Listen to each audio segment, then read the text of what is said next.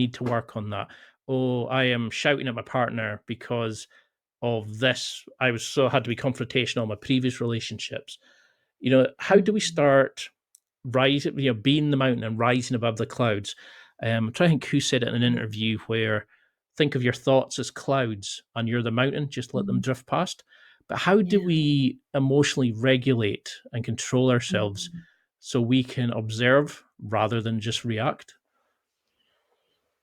Yeah, I mean, there's so much of relationship therapy that kind of boils down to that because the reactivity that we have in the relationship, and whenever there's sort of something happening, we get so caught up so quickly and it feels so real. It feels so justified for us to be upset or be hurt or, fight back or whatever it might be. So, yes, emotional regulation is key for our happiness and it's key for staying present in the reality and not just falling back into our endless, inevitable, unconscious memories from the past or associations from the past.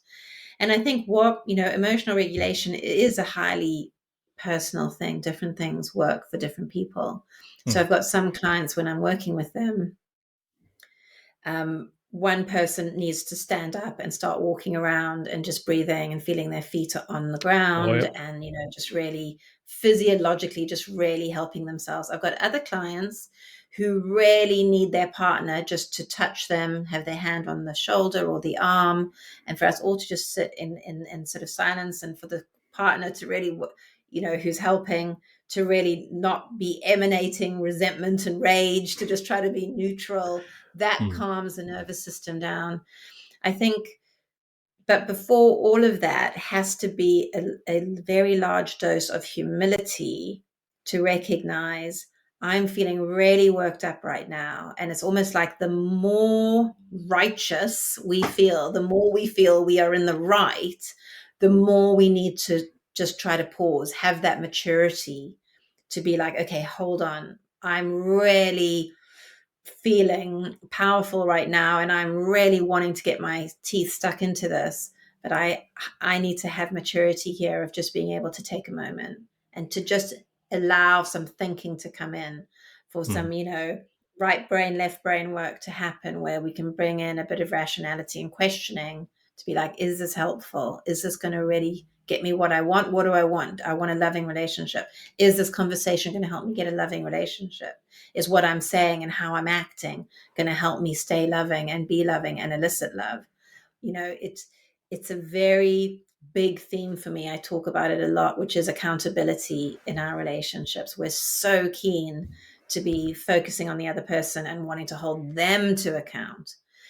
Developing the very rare muscle of being accountable ourselves, I think, is really, really challenging, because I think, truth be told, none of us think that we need to. We think we know what we're doing in relationships. And that's what I say.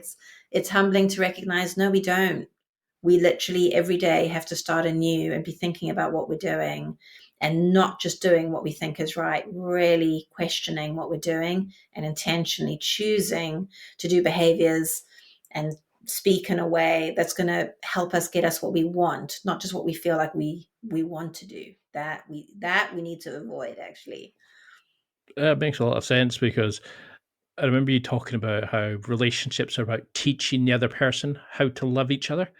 And Mhm. I always liked how people would say that it's them.